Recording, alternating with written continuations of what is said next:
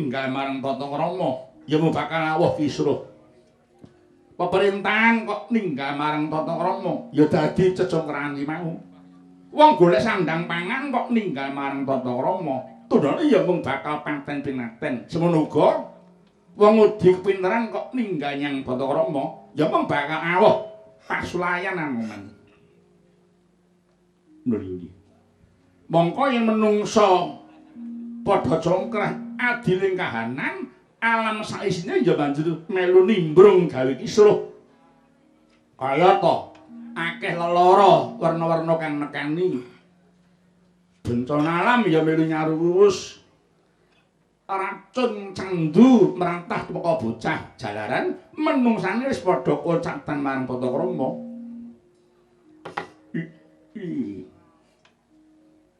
Menawi ngaten Silpin Retu menika menawi bangsa Panca kanthi sampun enget sawangsa nggeni dhateng Tata Krama Kulun. Panjenengan mengkono Anoman lajeng pinwarsa malih Kulun anggenipun sami emut dhumateng Tata Krami Kalawawa Kulun. Suwe apa gelis kuwi mung gemantung karo ning ati wong kuwi dhewe kok Anoman. Yen wong-wonge mau isih duwe rasa isin, mestine ya tumrih eling marang Tata Krama. Ning yen wong-wong wis padha koncatan isin, lan isih padha nengenke marang wataking Durjana, aja gelo yen kahananing negaramu ya tetep kaya sing tok aturake mau Senggana. Mula bangsa Pancawati isih padha ngeman nyang negarane apa ora kuwi. Sing ora ya mung nuranine wong Pancawati kuwi dhewe Anoman. Mekaten kula iya. Dadi ora mung kang ngasta kemudining pemerintahan wae, ora mung sing dadi wakiling para kawula tok, ning ya klebu para warga sak negara Pancawati, utamane para penegak hukum. Tumindake kudu lahir batin oleh njejekane hukum. Pepelingku marang para penegak hukum, aja padha milik barang sing melok. Kesusu melek mung mergo keselak muluk.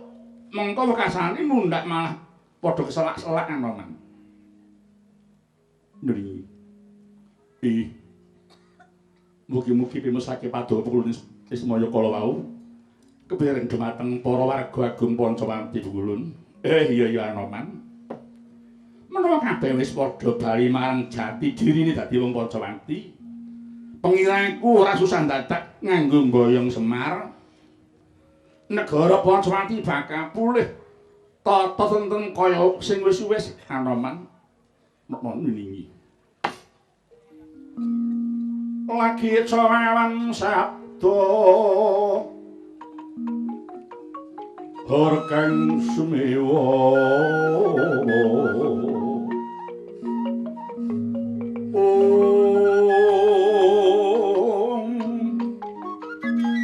kekering padukuan kata samyon arko wong ben dirata mata pedhot king wantilan sawane anarkoku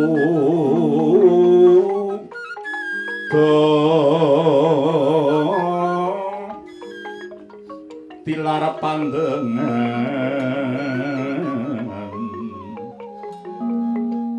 Gles Magersari Haniti priksa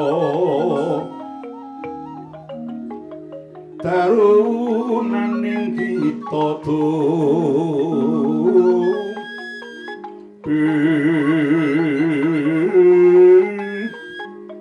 wis hening ing gati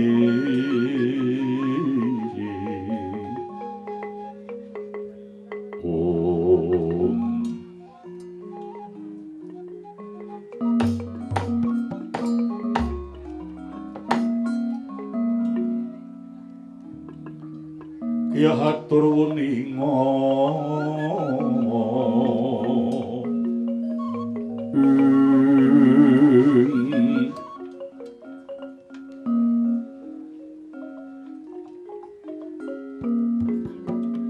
Palugon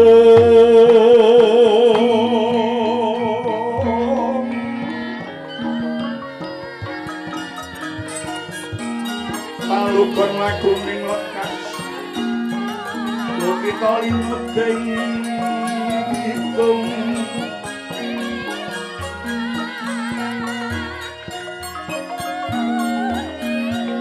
kadung kabaring kamomong mangun manah rahayu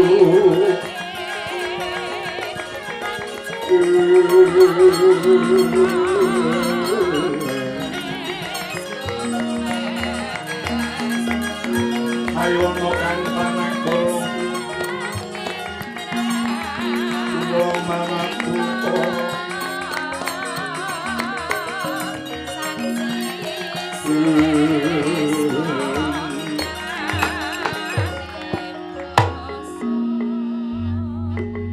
mandhap saking kereta nenggih Warangka Ngastina Raden Patih Harya Sangguni mulaksangya para Kurawa sami anggur biyuk mandhaping Raden Patih saking titian Nalaya Arsa Manjing Wisma kadabyang-dabyang titian Raden Patih Sangguni Cinandra kaya arep pilihan kepala desa nadan wis keladuk ya swaya dene denya ngadi busana datan kurun kawan ing tasih taruna ketitik wiwit saking tutuping mustaka ngantos dumugi busana sedaya sinulam benang kencana pinindo berjimuruk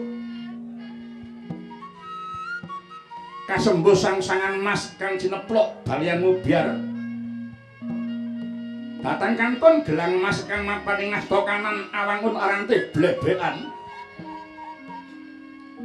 ing driji kanan kiring masih ngrenteng sesupe wiwit saking panuding ngantos jenthik kebak ali-ali barlian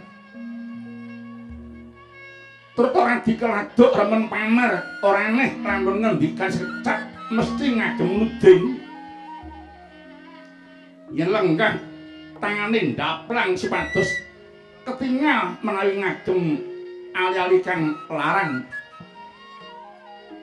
dasare Patih Sangguni kagungan watak hubungan lamun den alembana tuwin den numpak senengi kepati-pati senut sing numpak pesinden apa bute dicukupi ning nganggo entung ora mokal banjur apa bute cekapi mongkono kaget Wira Semar dumulat marang pratoning Patih Sangguni sigra denya maneng krama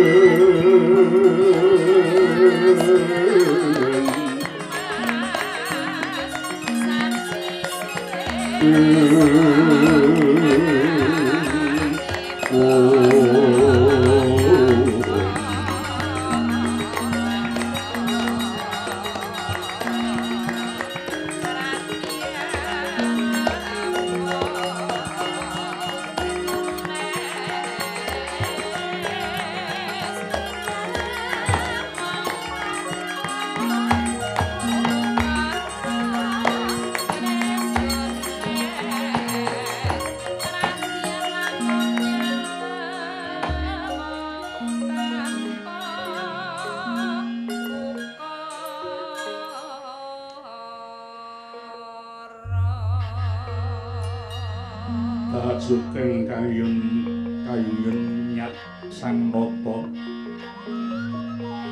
cinurung yuwang sukma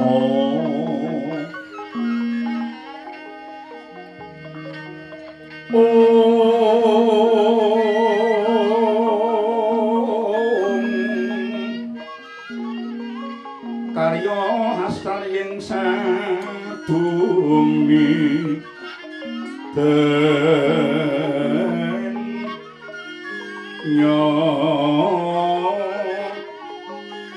pepanggihan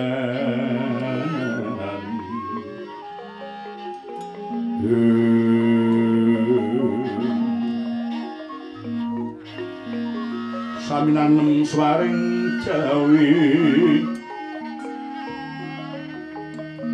asmoreng tias kadya Sri Karongron Handarangin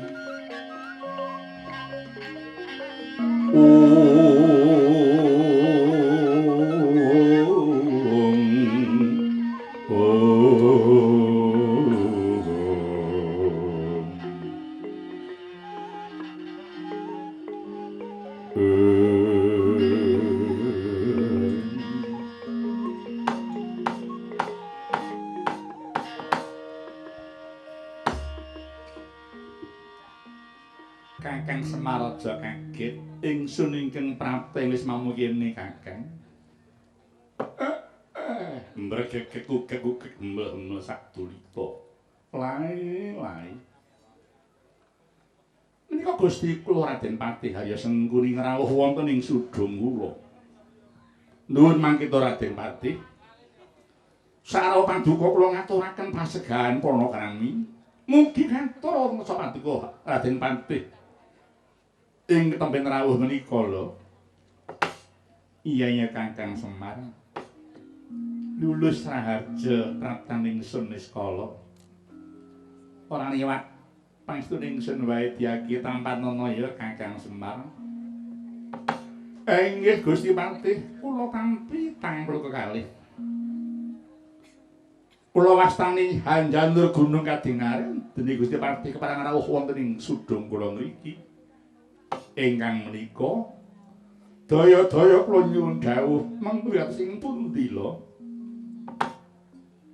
Iya Kakang Semar. Uruhanana.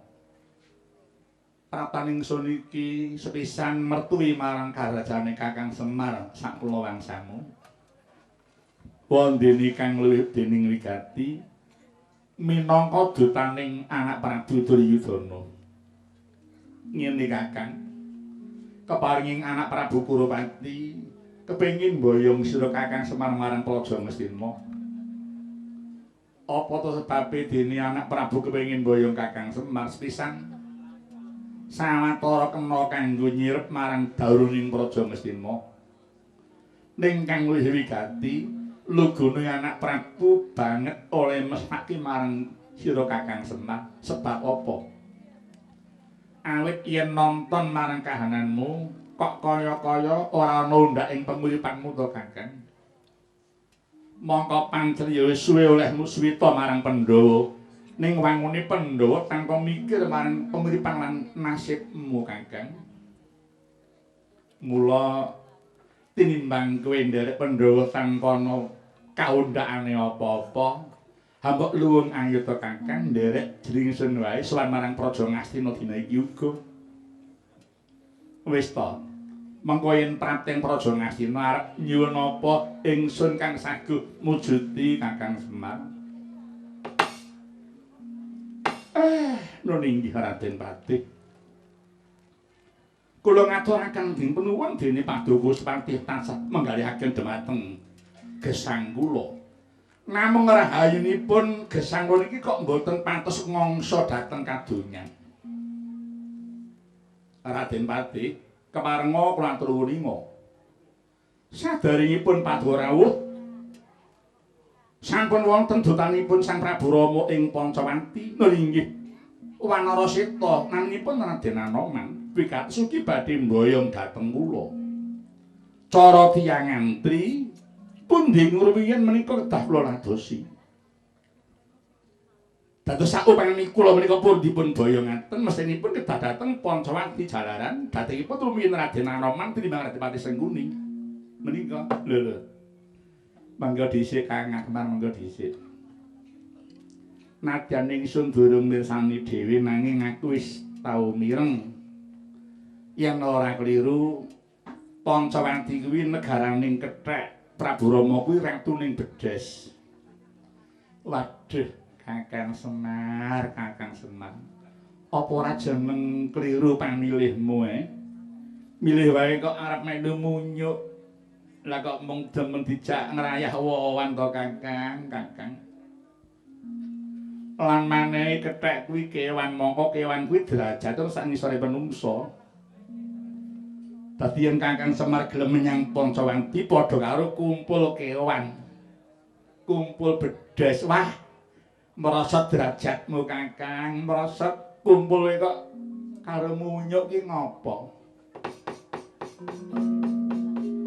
Kurodo muntak lir kentak jojo bang mawing ngonis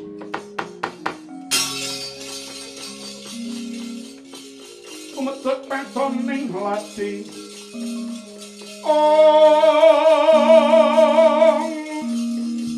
netranik mundandir soring jonggo malatu aku inapet maragedeng muruk metu tahanane iya jagat dulu Bathara mengkoto kisana Prayagung luhur kuwi yen ngendika mbok nganggo diatur aja mau waton ngobahke lathi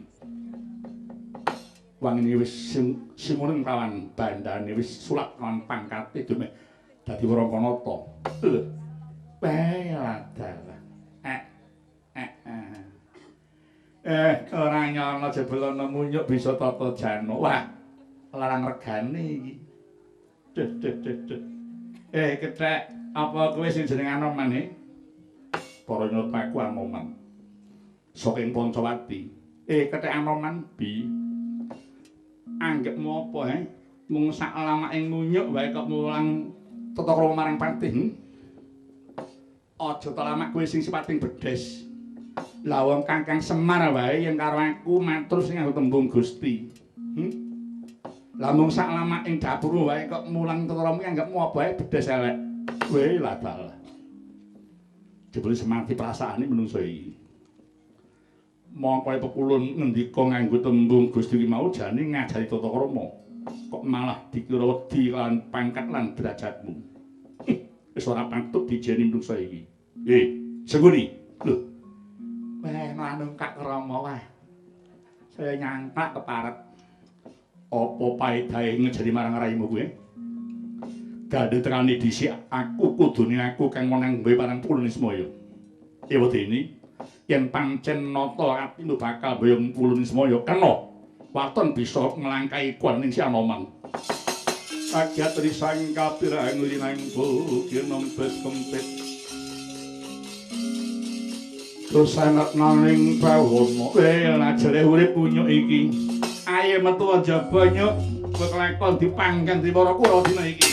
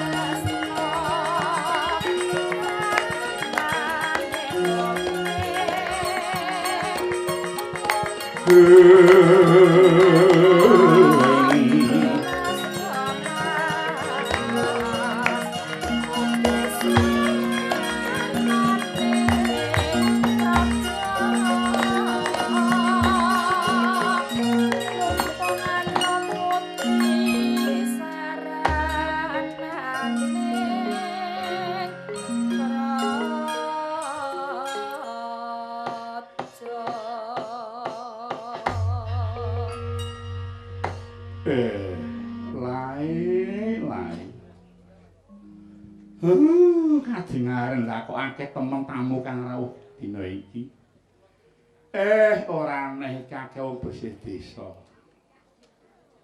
mula kok akeh daya mangke tandara ing mringgon tani sarawandika kula ngaturake wilujeng lho inggih kula Semar lulus Raharja sawan kula sekolah sembah kula kunjuk paduka Siwa Semar inggih Gus kula tampi dawuh sami-sami Den niki enten napa Gus lah kok ketingas mengko pengabot Jarawandika mriki saha kula raos kok kados tembe nandang Sungkawa. Enten apa ta, Gus?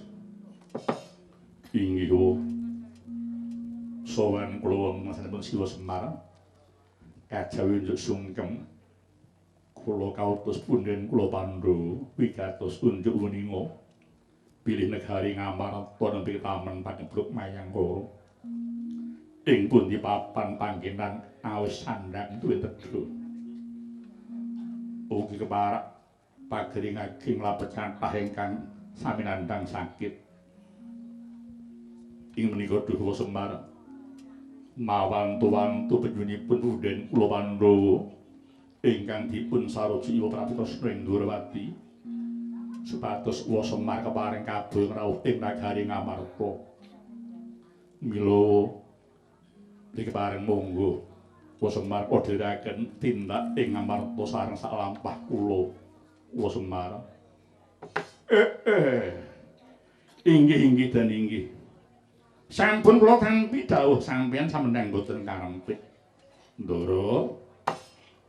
Mugi kawuningan sakderengipun ndara niki ora rawuh. Sampun wonten kengkenan saking Ngastina tuwin saking Pancawati. Wigatos ugi badhe mboyong dhateng kula. Ramening ngrembak ngantos dados tantang tinantang mboten urung badhe tuwuh pasulayan. Kepripun den oleh kula ajeng atur kerampungan nek lajeng sampeyan kaya ngoten niku wau. Malah nambah urut maneh kula, Gus. Nuninggih siwa mboten tuku watos mangke kula ingkang badhe misah. Nek sakinten kula pisah. Mboten purun kepara badhe kula singgih saking mriki Uwa Semar. Oh, inggih Gus nggih. Ngaturaken panuwun dening Ndara kula badhe sabiyantu nentremaken swasana ing kadamel menika Gus. Kapura kula nyuwun pamit medal ing palataran sanya mengestu. Inggih Gus mangsa bareng sampune ndika pisah tumunten katurana rawuh ing ngriki nggih Dek. Kula ajeng ngatur kerampungan dhumateng sedaya para duta kala wau supados boten nalisir saking bebener. Nggih.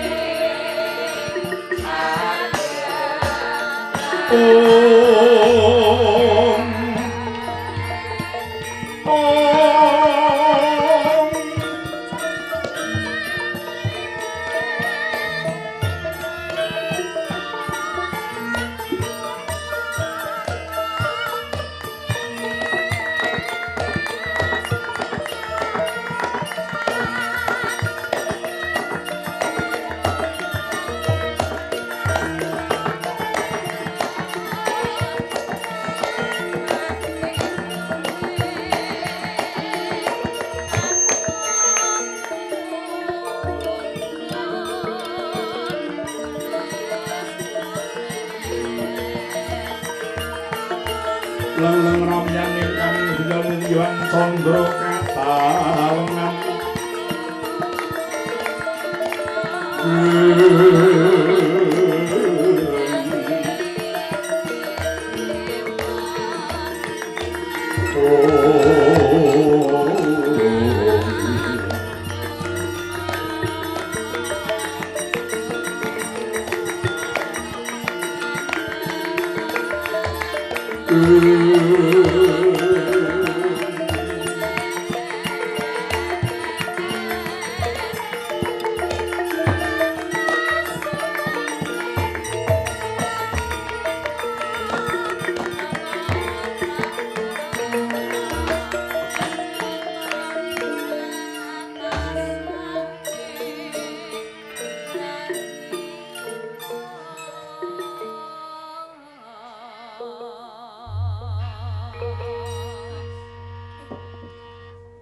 pomo kaki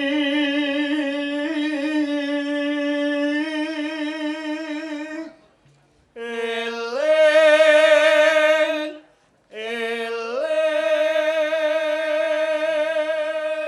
arep nembang apa mak mijil cengkok duplak padha wae nduk mbok aja diawaki dhewe.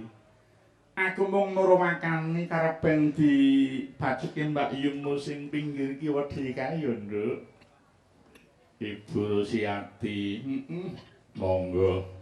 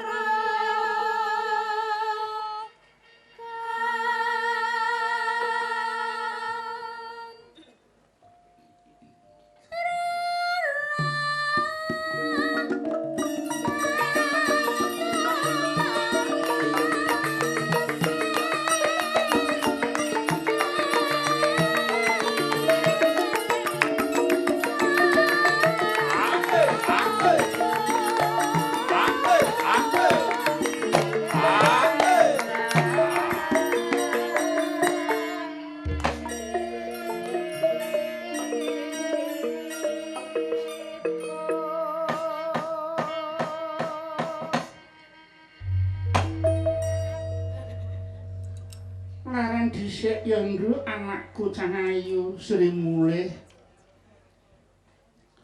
Ana apa tak nganggo mandeg nak. Rumangsa bejo kemayangan ya Nduk. Tak paribasake nandur cikal tapas limar nandur gedang pupuh cindhi kok nggih. Kok ngono? Nduk.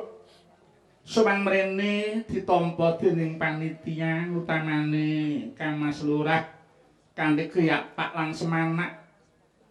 Kuwi jenenge panitia tanggap sasmita. Mak, apa? Iki kagungan perlu apa to, Yung? Silaturahim dini iki nyewungi ras ngijing bakdo ngiras rasulan kok, Nduk. Oh. Loro-loro gawe ya, Yung. Kepara nyata. Sepisan silaturahim guyub warga. Kaping pindho ngadani tasakuran dalam rangka bersih desa, Nduk, kaya sing wis-wis sing wis kelakon. Sampeyan swanening laladan kene wis ping pira? Tak itung lagi ping pindho iki Nduk ning letis 30-an taun punjul. Waduh, wiwit saka Mbah Mantan Lurah Mbah Waluya seprene lagi iki ditimbali. Monggo wayangan iki saben taun ya, Mak. Kepara nyata ya ning alhamdulillah ya Nduk bungah rasane atiku. Sowan ana kene bengi iki nderek tasakuran ning kuyung para warga nggone nggelar bersih desa. Tradisi ya, Yung. Heeh. Para warga ora kurang cara ya, Mak, sing berbau syirik lan musyrik mbok sithik diilangi kuwi sepisan. Kepara nyata sing kaping pindho yaiku sekabehing pakartiku iku gumantung ana nawahi tunuta niyate kok, Nduk. Jaman aku enom, Nduk, asring ditari bocah ngesakaken sajen menapa wangsulanku anu kula sanes Bathara Kala mboten nami sajen, mboten betah sajen. Oh ngono. Ning menawi kersane warga badhe nyawisi saji, nggih monggo. Saiki mekaring kahanan kawruh agama saya wis tumata, ora pasang saji ya gak ana apa-apa kok, Nduk. Iya, bali marang tembunge biya mawon nawahi tune. Kaya acara bengi iki kemasane rasulan. Bersih desa, metri desa, sedekah bumi lan asmara bumi. Sing penting isine ngati lan niate. Bener nggih, heeh. Niate guyub warga tasakuran silaturahim. Insyaallah kasanah, Nduk. Jawa ki wis diwalik dadi waja. Waja kuwi yen kerep tiasah bakal dadi gamal landhep. Ngono ya, Mak. Heeh. Kok ana sing ngaran tradisi bersih desa kuwi biyen-biyene mula bukane piye to, Mak? Ngene, Nduk. Bersih desa kuwi manut ajan ulanganing Jeneng Sunan Kalijaga kok nggih. Ngono, Nabi ora ngajari lho, Yung. Nadyan dudu ajaran Nabi nanging para wali padha ngamini kok, Nduk. Sebab apa? Mereka sedekah bumi mau pigun tumrap kerukunan lan nggampangake dakwah agama Islam mula banjur ditradisikan. Monggo nyatane Jeneng Sunan Kalijaga ditampa dening masyarakat oleh dakwah ya, Yung. Kepara nyata sing cetha bersih desa kuwi dudu klenik lan dudu ajaran ilmu perdukunan. Dudu klenik, Bu. Biyen wis suwe kok, Nduk, mempelajari tradisi bersih desa. Bersih desa kuwi janjane werdine piye to, Mak? Yen kowe takon bab bersih desa, kuwi tak wiwiti saka werdining rasulan ya, Nduk. Nggih, Mak, pripun? Mulane karang rasulan merga mestuti dawuh saka Njeng Rasul, Njeng Rasul. Mula para ustad guru ngaji ulama lan para kiai sarujuk tradisi bersih desa dilestarekke. Mereka manut kajian bersih desa mau berdasar pada landasan moral, iptek lan keimanan. Ngono ya ya. Heeh.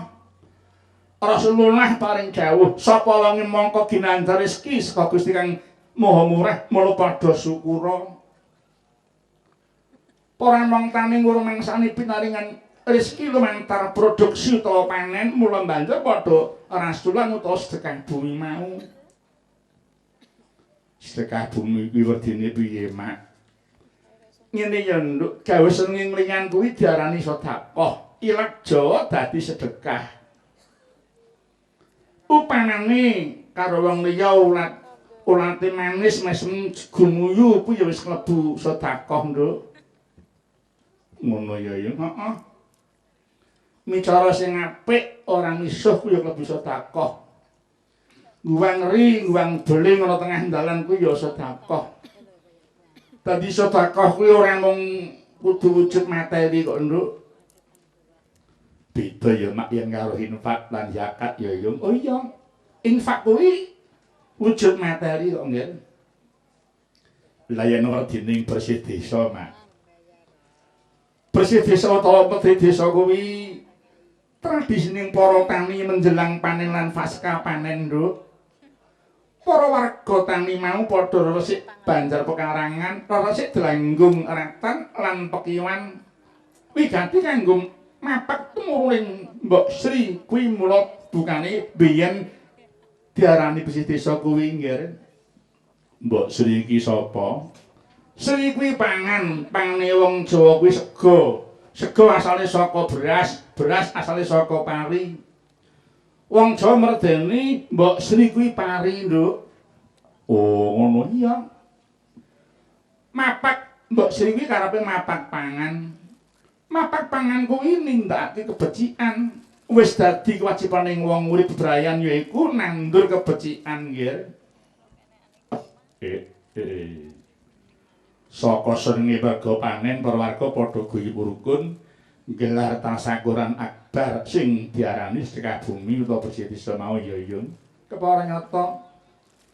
Mula ora pas yen wong syukur kuwi diarani musyrik. Ngene, Mak. Sing arane musyrik kuwi mbok menawa mung merga durung pirsa sejarahe ya yung. Mula ya Nduk, wonten niat awali kumpul Silaturahim kuwi bersyukur bareng kunjuk ing saking Gusti Nyipta jagat, insyaallah kasanah kok nggih kasanah. Nggih yung. Lah terus mula bukane dadi tradisi kuwi mbiyen awali piye to, Mak? Kuwi wit jaman Majapahit mbiyen, Nduk. Jaman Majapahit, heeh. Nalika semono masyarakat Majapahit kuwi pahame animisme lan dinamisme.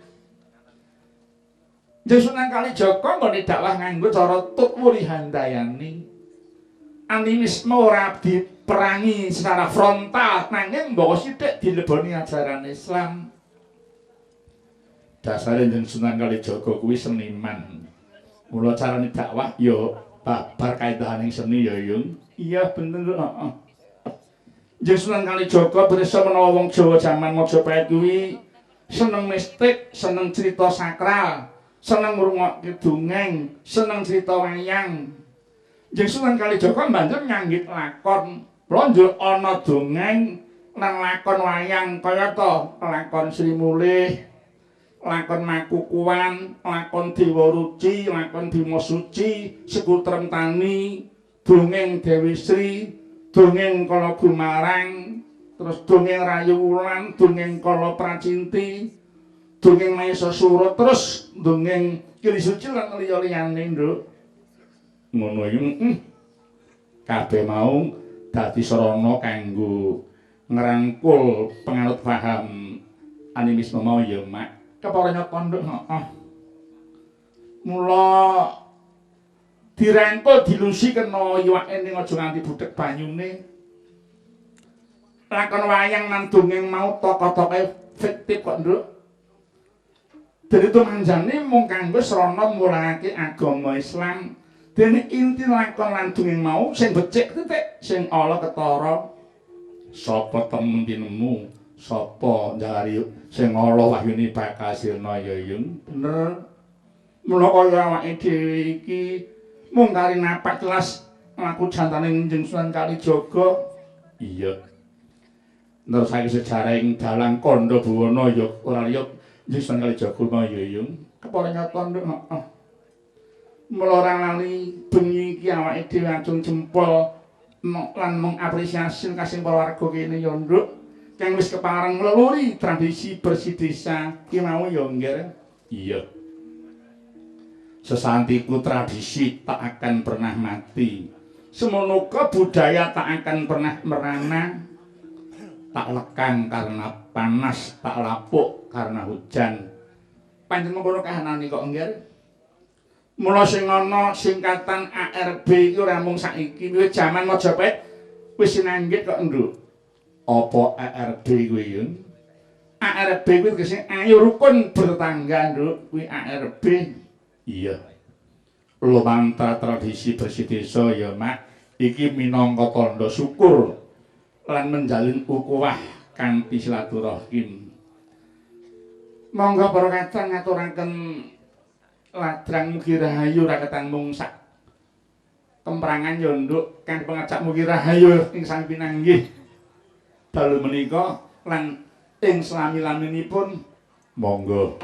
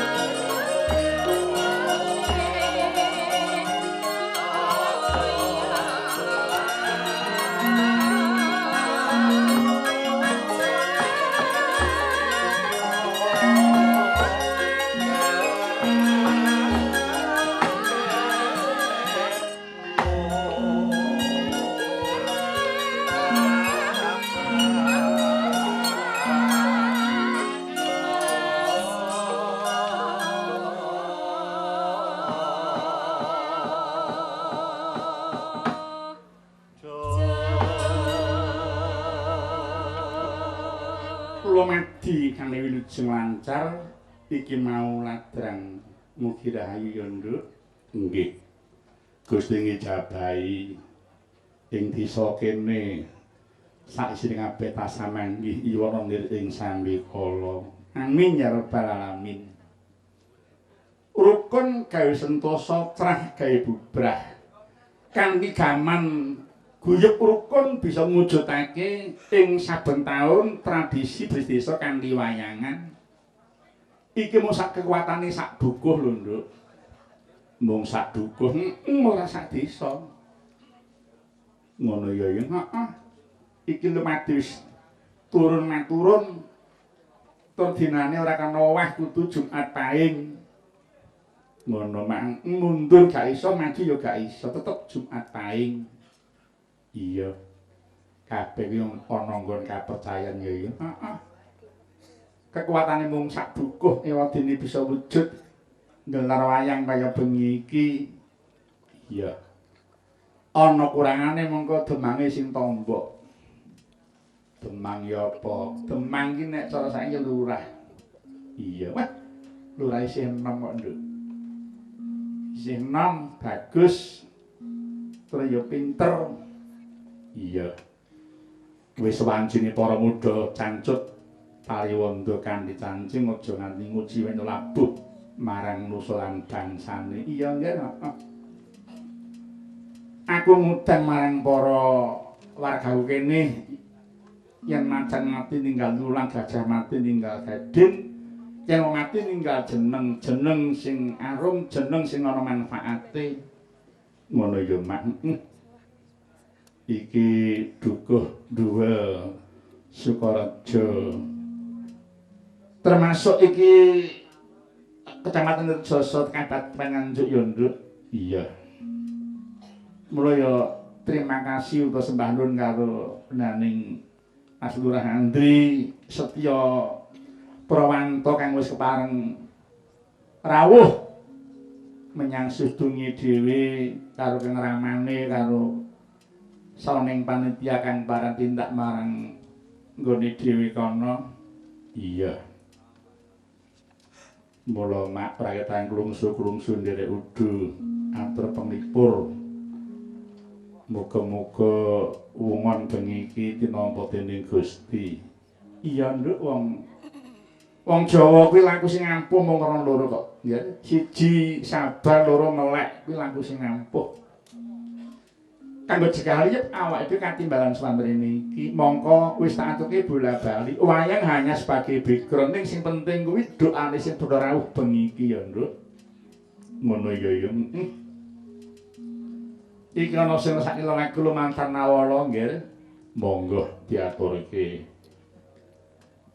Saking panitia nyuwun gending kutut manggung Ibu Rosiati. Kaping kalih mang caping gunung nuwun. Oh nggih. Monggo kula suwun Pak Rus ngaturaken kutut manggungipun. Ya ini metu kutut manggung. Oh gak masalah. Kutut manggung iki metu esuk ya penak. Metu awan ya penak. Metu bar maghrib ya penak. Saya metu yahene iki wah. Saya nyamleng. Metu engko jam 2:30 ya penak. Apa ya? Kok gak percaya takon sing ngender iku lho. Kuwi nek nutu panggung jam 2 takon mudeng ning ngender kuwi. Oh iya.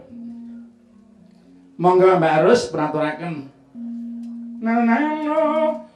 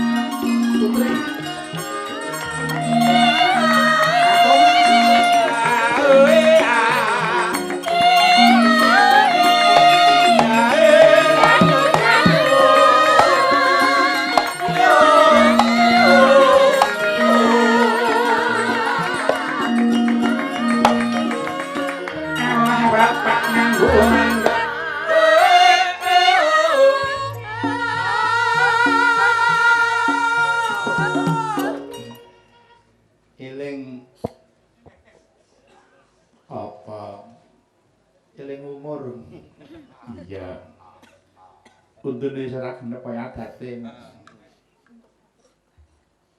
Ndak saya ngawas.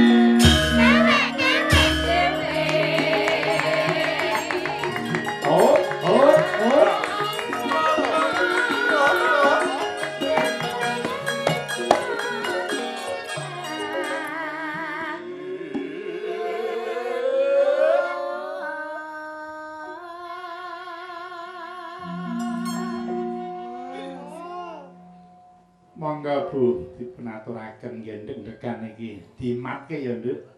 Nggih.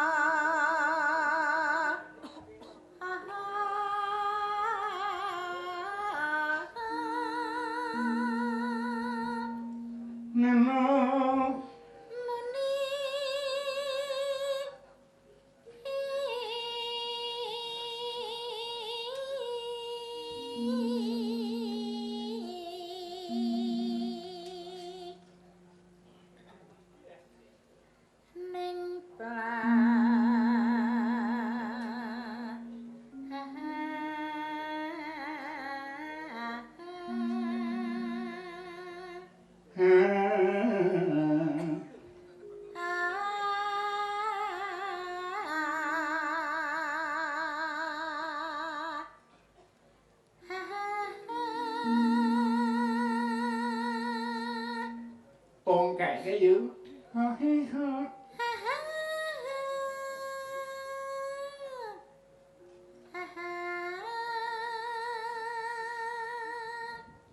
Ijik menak ya Mak isih. Ajane semundak umur tongkekane ijik krasa kok nggih. Nggih.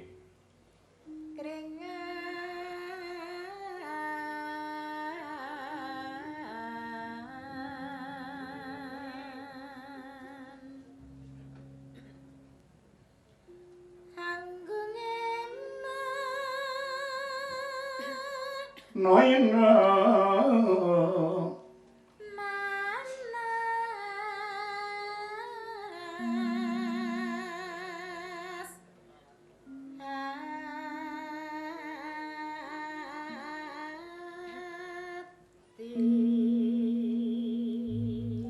mangga wiwit manggung.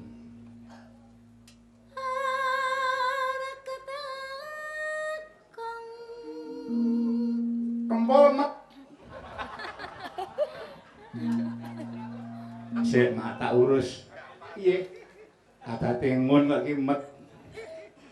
Iki mangun ora nderek marga iki mangun budaya Jakarta. Oh, mangkat Jakarta. Menurut ganti lingegong selamat. Kempol met. Ya apik lah. Malah lagu. Apa kempul selang apa ya? Lah iya. Mangga.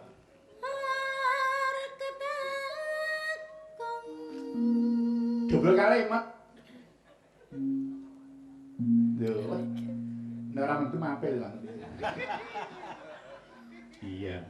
Saya wis wedi kok, Pak. Ndak brodol susih, heeh.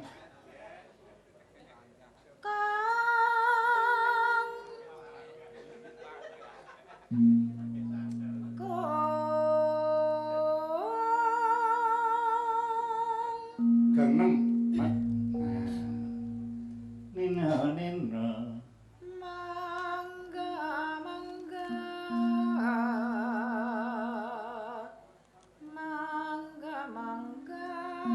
Mbah Waluya, ayo. Mbah Waluya. Mbah mantan. Nisi gagah nduk. Mantan si bergas. Wasi Culiganata. Nano. Mangga. Nano. Mangga.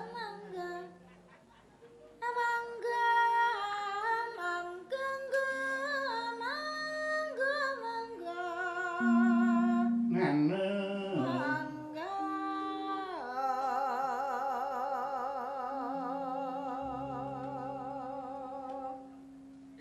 Tut saya tua cik ngayar wis ora hebat. Nggih. Pakanane kopen, Pak. Saiki senengane mbili barang lho. Iya, mbili ya. Mangga.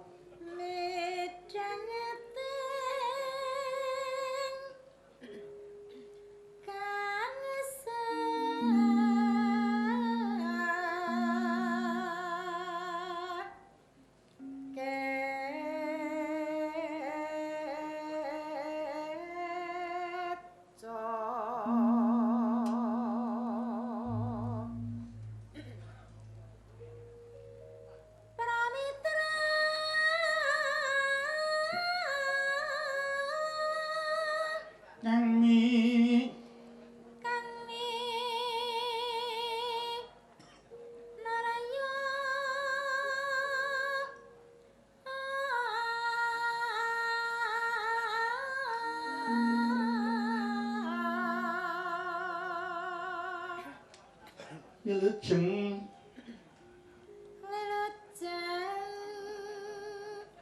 lenggahipun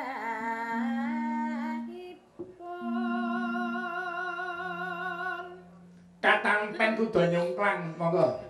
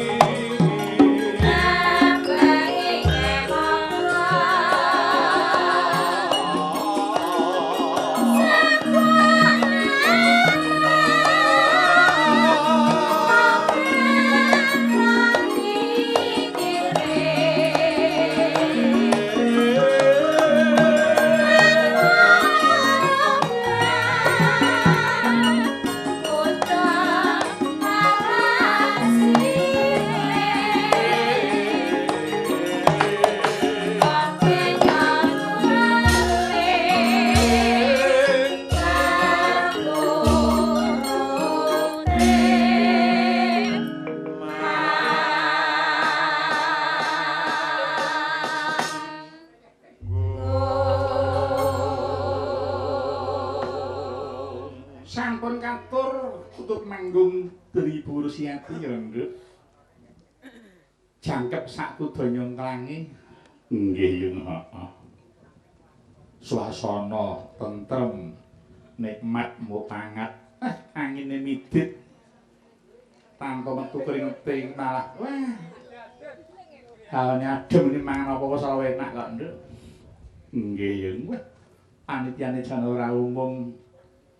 Sowan terus ditimbali mlebu dalem wis dicawisi daran komplit. Wah. Kabeh seneng aku, Nduk. Iya. Ya mung mana aku arep nyangik. Wis dadi pakulinen kok, Nduk. Ora maem luwih dhisik yen durung rampung kewajibane. Oh iya. Mula kae mau tak kon nyengengi sesuk tak entekne nggih. Panggang ayam wah jan empuke ora ilok. Sambel lombok apa kuwi? Sambel lombok ijo. Wah, pedese jan kaya ora mason. Wis ngicipi wis dilak sithik nganti gebres-gebres. Ya enak esuk dipangan bar karipan iki nyang mripat remak. Biar ngono. Iya. Wis wase bengi iki para kadang-kadang cekake ora bakal keluwen panitiane ngopeni ya temen-temen. Iya. Ya nadyan brambang regane ora kaya ndek mben ning tetep oleh ngopeni kanca-kanca wis ora nguciwani. Nggih. Nduk, sadurunge maca layang liyane Marajaba, Nduk, dilih larase nggih. Pelek patete barang. Arep ngaturke apa, Mak? Lelagon wis kependhem surat diaturke nggih. Ndudahmu dia kependhem, heeh. Apa gundul-gundul pacul. Kuwi blas ora tau ditokke sak yahene. Engko nganti ilang, wah eman-eman lho, Nduk. Iya, Mbok coba ayo diaturke, Mak. Monggo para kadang muga-muga ora lali. Gundul-gundul pacul pelok barang, monggo.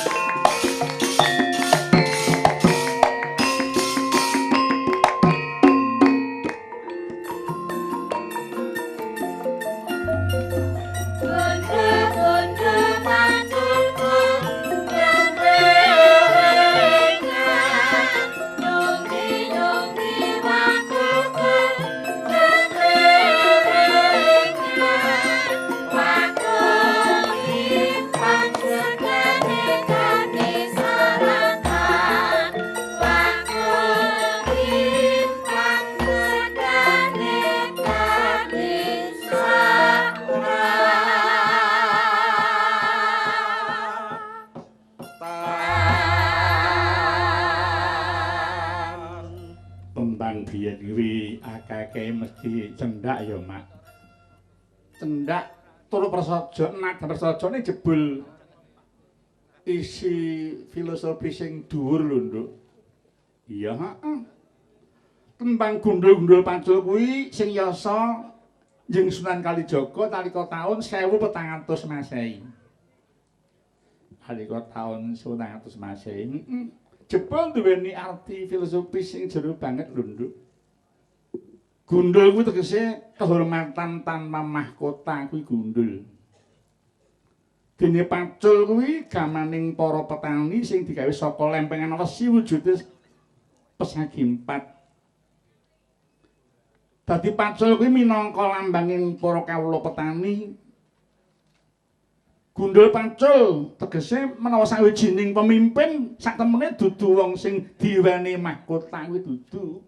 Ning dheweke iku pemimpin sing mbudidaya mensejahterakan karo rakyate kanggo rakyate.